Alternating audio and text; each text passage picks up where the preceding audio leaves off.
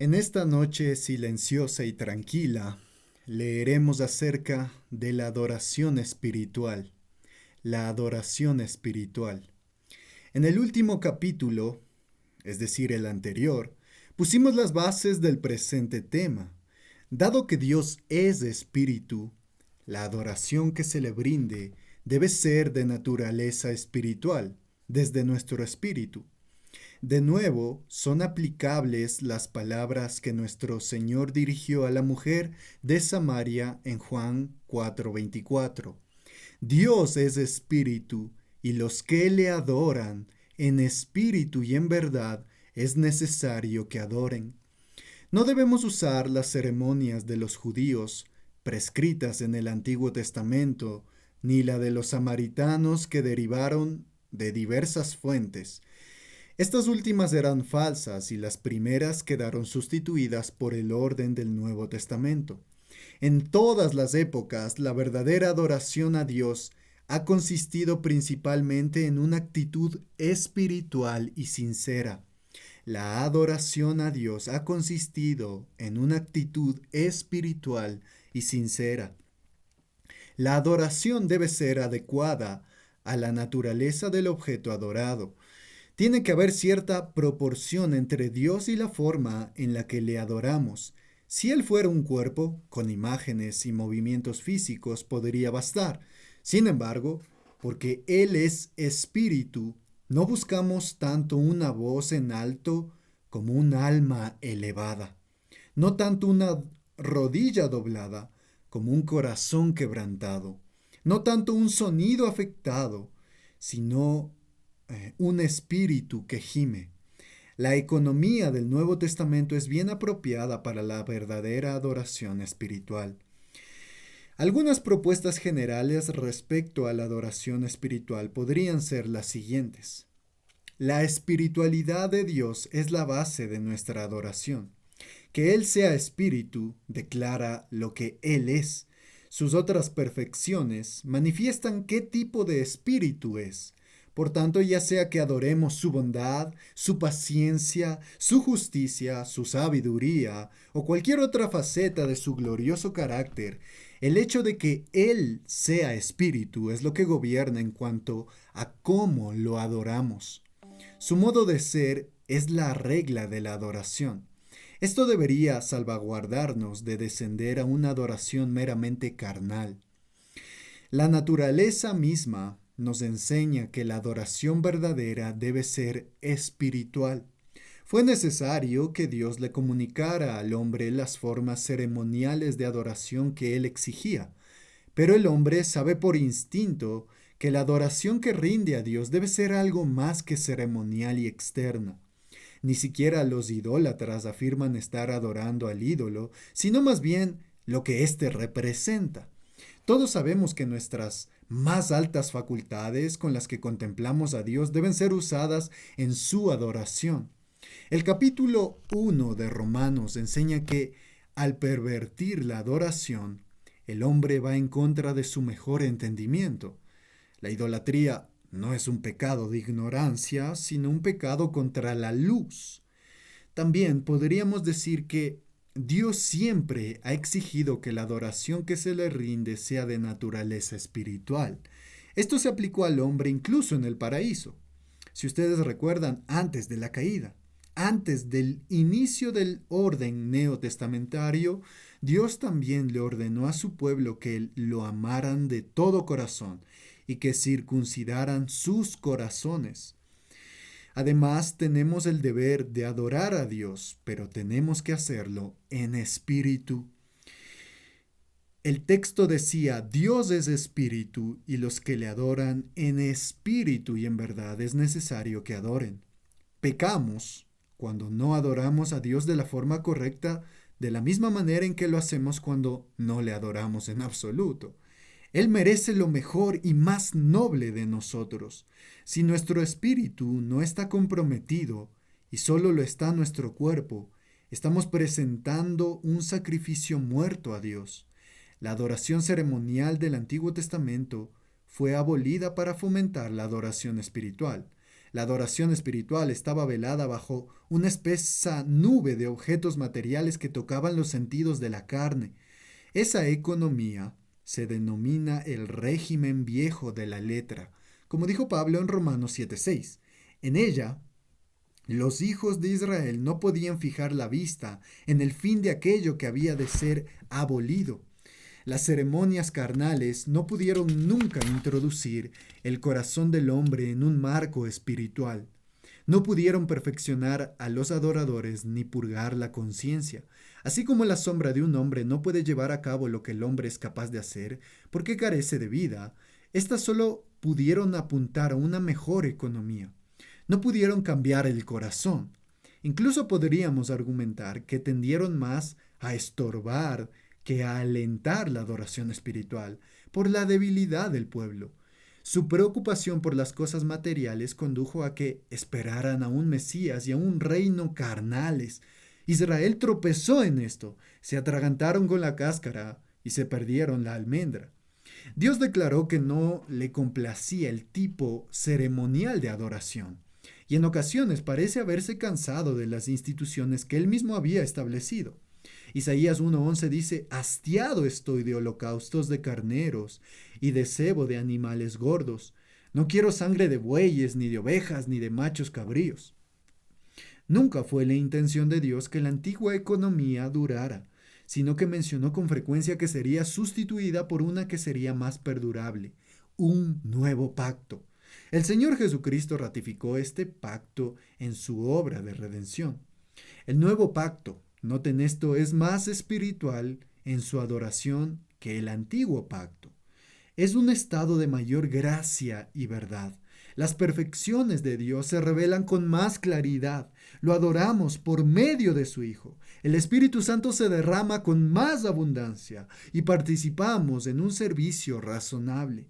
No obstante, hay que decir esto: existe un lugar para nuestro cuerpo en la adoración de Dios. Todas nuestras facultades son para Él. Se nos ordena: glorificad pues a Dios en vuestro cuerpo y en vuestro espíritu, los cuales son de Dios. Primera de Corintios 6:20. Dado que la adoración pública es ordenada por Dios, se requieren dimensiones físicas de la adoración como estar presente, cantar, orar, escuchar o predicar. Nuestros movimientos espirituales deben tener un respiradero en los miembros externos del cuerpo. El Señor es nuestro ejemplo supremo en este asunto. Él oró de rodillas algunas veces y otras alzando sus ojos. Pero también, permítanme decir esto, lo que constituye la adoración espiritual. La totalidad del alma del hombre debe emplearse en este glorioso privilegio. Nuestra mente debe estar llena de pensamientos de Dios. Salmos 47:7 dice: cantad con inteligencia. Nuestros afectos deben percibir que Él es totalmente precioso. Nuestra voluntad debe verse impulsada a adorarle, reverenciarle y aceptarle. No puede haber ejercicio de religión verdadera donde no hay ejercicio de las facultades racionales. Señalemos varios detalles respecto a la adoración espiritual.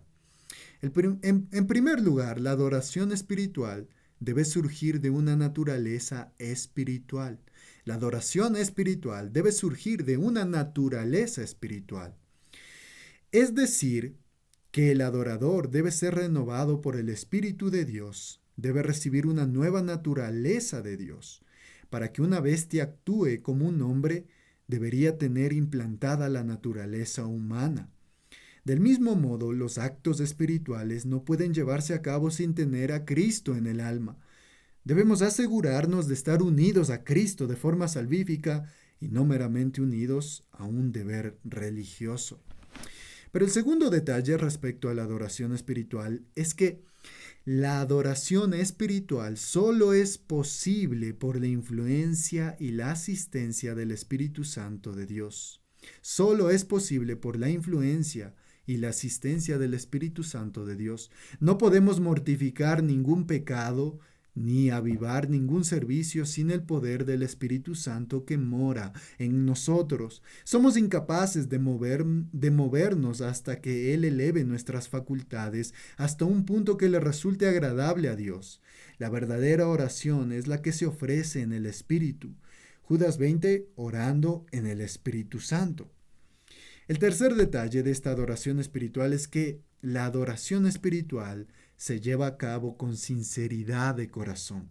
Con sinceridad de corazón. Dios afirma en Proverbios 23-26, dame, hijo mío, tu corazón. Como el apóstol Pablo, debemos servir a Dios con nuestro espíritu en el evangelio de su Hijo. Sin el corazón, la adoración no es más que una farsa. Sin el corazón, la lengua es mentirosa. Podríamos esperar también que Dios se deleite en una adoración corporal del mismo modo en que nosotros disfrutaríamos conversando con un cadáver. El cuarto detalle de esta adoración espiritual es que debe realizarse con un corazón unido. Debe realizarse con un corazón unido, dado que la unión de todas las partes de nuestro cuerpo es la vida del mismo. Así también la unión moral de nuestros corazones es la vida de nuestra adoración. Deberíamos orar como lo hizo David: unifica mi corazón para que tema tu nombre. Ojalá pudiéramos decir con David: con todo mi corazón te he buscado. Un corazón dividido estropea la adoración. Todos nuestros pensamientos deberían embelezarse con Dios. En la adoración debemos cerrar la puerta, estar en compañía con Cristo y excluir a todo intruso. El quinto detalle de esta adoración espiritual es que debe realizarse con un espíritu ferviente e intenso. Debe realizarse con un espíritu ferviente e intenso. Nuestro entendimiento y nuestra voluntad deberían estar activos. Nuestro espíritu debería ampliarse. La excelencia de aquel que adoramos exige que empleemos todas nuestras fuerzas. La adoración somnolienta es indigna de él. Las cosas de Dios deberían estimularnos más que las terrenales. Nuestra alma debería hervir cuando servimos al Señor. Uno de los términos de la Escritura que se usa para designar nuestro servicio a Dios es agonizomai, del que deriva la palabra agonizar. Esta intensidad de adoración no debe medirse por el entusiasmo externo. Cuidado con sustituir el movimiento interior por el exterior. Nuestro cuerpo debe estar caliente mientras que el alma está helada. En los más elevados éxtasis de nuestro espíritu, el cuerpo no está muy involucrado. El sexto detalle es que la adoración espiritual debe realizarse desde el principio de la gracia en el alma. Toda gracia se une en el creyente para emitir fuentes de adoración.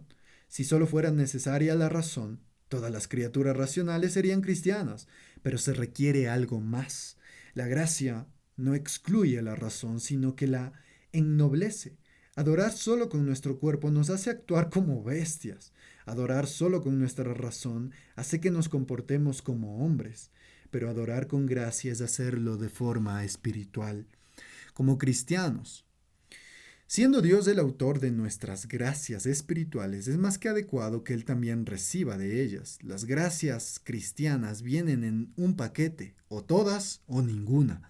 Aunque admiten niveles en los individuos, todas deben estar presentes en cierta medida en todo hijo de Dios. Considera a continuación algunas de las gracias necesarias para adorar a Dios en verdad. La fe. La fe es necesaria en la adoración espiritual. ¿Cómo podemos adorar a un Dios en el que no confiamos? La incredulidad nos estorba en cualquier deber espiritual y hace que todo servicio externo que rindamos a Dios esté muerto. También el amor. El amor es necesario en la adoración espiritual. En la economía del Nuevo Testamento, la adoración a Dios se expresa con mayor frecuencia mediante el amor y no por el temor. En la ley, Dios tiene más bien el ropaje de un juez. En el Evangelio, su ropaje es más parecido al de un padre. Su bondad evoca en nosotros temor, no una sensación de terror, sino de reverencia. La ley ha sido despojada de su poder de maldición y se ha dulcificado en la sangre del Redentor. Toda la devoción que le debemos a Dios se resume en estas palabras que encontramos en ambos testamentos. Amarás al Señor tu Dios con todo tu corazón. En la adoración espiritual es necesario tener conocimiento de nuestras debilidades. Cuanto más adoramos a Dios, más nos aborrecemos a nosotros mismos. Cuanto más nos deleitamos en Él, más nos afligimos por lo que somos. La adoración eleva y derrite a la vez. Los verdaderos adoradores se identifican con el publicano que clamaba pidiendo misericordia, y no con el fariseo que se jactaba de ser mejor que los demás hombres. Los deseos espirituales hacia Dios son necesarios en la adoración espiritual. Tenemos hambre y sed, lo buscamos y lo seguimos de cerca. Deseamos ni más ni menos que a Dios mismo. Anhelamos contemplar su hermosura y gustar la deslumbrante dulzura de su presencia. Un adorador carnal podría desear la adoración como fin en sí mismo. Sin embargo, el adorador espiritual la desea como medio para tener comunión con el Dios vivo. La gratitud y la admiración son necesarias en la adoración espiritual. La verdadera adoración del Evangelio requiere de forma esencial que haya alabanza a Dios en el corazón. Deberíamos alabarlo especialmente por sus obras de redención, que superan incluso a las de la creación. El deleite es necesario en la adoración espiritual. Un triste estado de corazón impide la adoración y contradice todo lo que el Evangelio proclama. Aarón y sus 2 hijos supervivientes no podían llevar a cabo los deberes sacerdotales mientras lloraban la muerte de sus otros hijos y hermanos. En nuestro corazón tiene que haber melodía para el Señor. Dios ama al dador alegre. Cuando no hay deleite en un deber, tampoco lo hay en el objeto de dicho deber. Al mismo tiempo, en la adoración espiritual se necesita una profunda reverencia. De nuevo, el Evangelio elimina el terror, pero no la veneración hacia Dios. Hasta los ángeles, que no tienen que avergonzarse de pecado, se cubren el rostro delante de Él. Los ángeles caídos sienten un temor servil, mientras que los hombres redimidos sienten un temor piadoso. Para con nosotros, Dios deja a un lado su justicia, pero nunca su majestad. La humildad también es necesaria en la adoración espiritual. Nuestros elevados pensamientos sobre Dios tienden a producirnos pensamientos humildes sobre nosotros mismos. Los hombres y los ángeles se apartaron de Dios por culpa del orgullo, y nuestro acercamiento y regreso a Él debe iniciarse con humildad. La santidad es muy necesaria en la adoración espiritual. Salmos 93:5: La santidad conviene a tu casa, oh Jehová, por los siglos y para siempre. La santidad de Dios es la base de nuestra adoración. ¿Le adoraremos sin preocuparnos por ser como Él? ¿Cómo podemos alabar su pureza mientras insistimos en permanecer contaminados? Las manos que se alzan hacia Dios deben ser manos santas. En la adoración espiritual es necesario tener un objetivo y un fin correctos, a saber, la gloria de Dios. Él debe ser el objeto de nuestra adoración. Existen razones incorrectas para la adoración, como por ejemplo ser vistos por los hombres. Los fariseos se convierten en ídolos en la adoración que le profesan a Dios. Nuestra adoración es espiritual cuando tenemos en vista el mismo fin que Dios, su propia gloria. La adoración espiritual debe ofrecerse en el nombre de Cristo. Reconocemos que incluso nuestros mejores intentos de adoración no son aceptables fuera de Cristo, nuestro mediador. Para la raza caída de Adán, pensar en Dios fuera de Cristo es algo espantoso. Sin embargo, en Él, Dios es más Padre que juez para nosotros. La pregunta que se levanta ahora es: ¿por qué se le debe a Dios una adoración espiritual? Al proseguir con este asunto debemos entender tanto a Dios como al hombre, al adorado y al adorador, al objeto y al sujeto. Debemos adorar a Dios espiritualmente porque Él es merecedor de lo mejor de nosotros. No podemos darle todo lo que Él merece, pero sí debemos entregarle lo mejor que tengamos que ofrecer, nuestros mejores afectos, la flor de nuestra fuerza, la crema de nuestro espíritu. Nada de lo que tenemos es demasiado bueno para Dios. En el tiempo del Antiguo Testamento, Dios nos dejó ejemplo exigiendo los mejores animales para el sacrificio. Hasta los paganos ofrecían lo mejor que tenían. Cuando quemaban a sus preciosos hijos para Moloc, su celo nos deja en evidencia. Además, Dios nos da lo mejor que tiene, su amado Hijo unigénito, como sacrificio por nosotros. ¿Cómo podemos negarle nuestra mejor parte? Debemos adorar a Dios espiritualmente porque la razón así lo exige.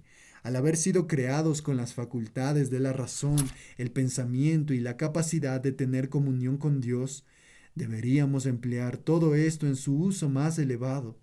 No ser un adorador espiritual nos reduce al nivel de las bestias salvajes y sin duda de algo mucho peor, porque los animales cumplen el fin para el que fueron creados con sus aptitudes. Debemos adorar a Dios espiritualmente porque sin la involucración de nuestro espíritu, ningún acto es realmente un acto de adoración. Nuestro espíritu es parte esencial de la adoración, sin la cual otros movimientos no serían más que obras muertas y una burla de la adoración.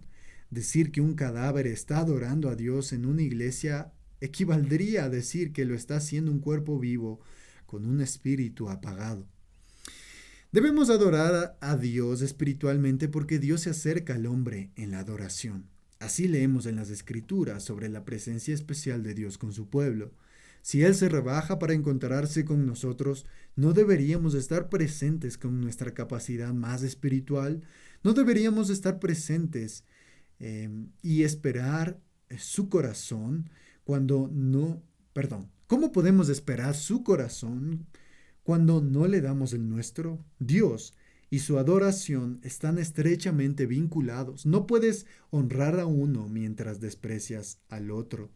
Debemos adorar a Dios también espiritualmente porque este es el fin para el cual Dios nos ha redimido. Él nos proporciona una naturaleza santa para que podamos conocerle y adorarle, ser como Él y acercarnos a Él. No podemos ser adoradores de Dios sin la naturaleza de un adorador, como tampoco puede un hombre ser hombre sin una naturaleza de hombre. Dios le dio primero a Adán el privilegio de la adoración y en la redención se lo restaura de nuevo. Debemos adorar a Dios espiritualmente porque es la única adoración aceptable para Él. Ser aceptable a Dios tiene que ser nuestra mayor preocupación. Se nos dice de un modo expreso que nuestros sacrificios espirituales son aceptables a Dios por medio de Jesucristo. Cuán inexplicable debe ser esa adoración, que no es adecuada para la naturaleza de Dios. ¿Se conformaría un hombre con una botella de agua que le diera quien tiene una bodega llena de vino? Un marco espiritual es más agradable para Dios que los mejores adornos externos, dones o conocimiento. Pero, ahora consideremos qué deberíamos aprender de esta doctrina. Primero informémonos. Qué triste es ver a tanta gente que no adora a Dios en verdad. Muchos cumplen con rituales externos, mientras que sus corazones están lejos de Él. Su adoración no sirve para nada. La adoración es un deber que compete a todos los hombres, en virtud de la creación. Descuidarla es demostrar un alto grado de ateísmo. Hasta podríamos argumentar que adorar a un Dios falso no es tan malo como no adorar a ninguno. No deberíamos contentarnos con una mera adoración externa. Muchas veces las personas intentarán compensar la falta de corazón dando mayor diligencia a las formas externas en la adoración. Sin embargo, estas no sustituyen la cuestión interna. Así como el pecado es principalmente una actitud del corazón, también lo es la adoración. Incluso en el Antiguo Testamento, la sangre de los animales sola no significaba nada para Dios. Analicemos esto. Se nos advierte contra aquellos que tienen una forma de piedad, pero niegan el poder que hay en ella. Nos corresponde a nosotros asegurarnos de no ser culpables de una adoración solo de formas. ¿Preparamos nuestro corazón para adorar? ¿Nos conformamos con preparar solo nuestro cuerpo? ¿Cuánto nos parecemos a los fariseos al centrarnos solo en las formalidades mientras descuidamos las preocupaciones espirituales? ¿Está nuestro corazón centrado en Dios?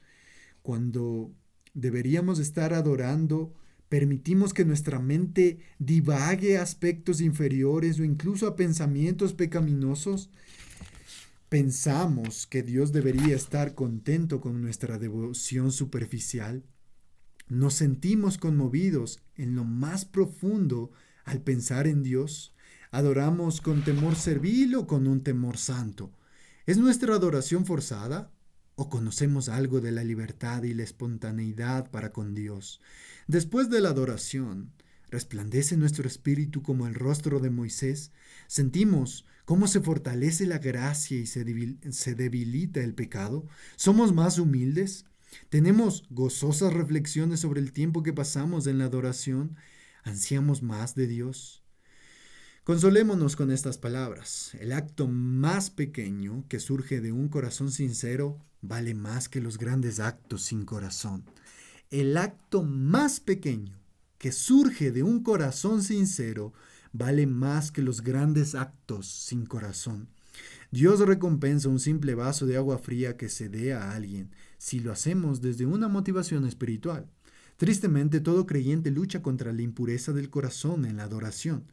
Nuestra corrupción natural remanente crea obstáculos, causa distracciones e interrupciones. El pecado lucha por su vida cuando estamos adorando. El pecado y la adoración son enemigos mortales. O tiene que morir el pecado o lo hará la adoración. Satanás también nos estorba en la adoración a Dios. Se separó de él y busca apartarnos también a nosotros. Estas dificultades en la adoración no deberían conducirnos a concluir que no tenemos gracia en absoluto. En vez de ello, Dios puede cumplir algún buen propósito en nosotros por medio de esas dificultades. En primer lugar, puede humillarnos. Si pudiéramos adorar perfectamente en nuestro estado presente, el orgullo podría ensalzarnos. Necesitamos aguijones en nuestro espíritu, por no decir en nuestra carne, para mantenernos humildes. No hay nada tan peligroso como el orgullo espiritual. Segundo, Dios permite obstáculos en la adoración con el fin de que lleguemos a valorarla más. Si no fuera algo tan bueno, Satanás no se opondría a ella con tanta ferocidad. Deberíamos apreciarla más cuando vemos la amenaza que se supone para nuestro enemigo. Tercero, admiramos mucho más a Dios cuando consideramos que Él acepta nuestra adoración. Es sorprendente, está tan llena de imperfección, pero aún así Dios es tan misericordioso que Él la recibe. En cuarto lugar, los obstáculos en la adoración deberían hacernos apreciar mucho más a Cristo, nuestro mediador. Él se interpone entre nosotros y las flaquezas de nuestra adoración, de modo que vemos más claramente nuestra total dependencia del Salvador de nuestras almas. Confiamos en Él de un modo más pleno que nunca. Así se cumple el propósito de Dios mientras que el propósito de Satanás es derrotado. Por tanto, no deberíamos permitir que nuestros obstáculos en la adoración nos desalienten. Manifiestan nuestro verdadero corazón a través de nuestra resistencia a ellos. Nos hacen vigilar con mayor cuidado, hacen que la intercesión de Cristo sea infinitamente más preciosa para nosotros. Pero existen palabras de exhortación también. Como Dios respeta la disposición del sacrificador más que la multitud de los sacrificios, esforcémonos por encima de todo para ser verdaderos adoradores espirituales. El diablo quiere una obediencia sin reservas por parte de quienes están siendo engañados por él. ¿Debería ser menor nuestra dedicación a Dios? Consideremos algunos motivos de este glorioso deber. No entregarle a Dios nuestro espíritu en la adoración es un pecado muy grande. Este pecado de omisión es el colmo de la burla y el insulto. Prestar poca o ninguna atención a alguien es una gran ofensa. ¿Cuánto más ofende a Dios? Dios le dijo a Israel: intenten dar este tipo de regalos al gobernador y vean qué contento se pone. No adorar a Dios en espíritu es un pecado contra su majestad. Es como el hombre cuyo príncipe está hablando con él, que le vuelve la espalda y empieza a acariciar a un perro. Es como un hombre culpable de traición, quien, en lugar de pedir perdón, envía su petición garabateada, rota y manchada de excrementos.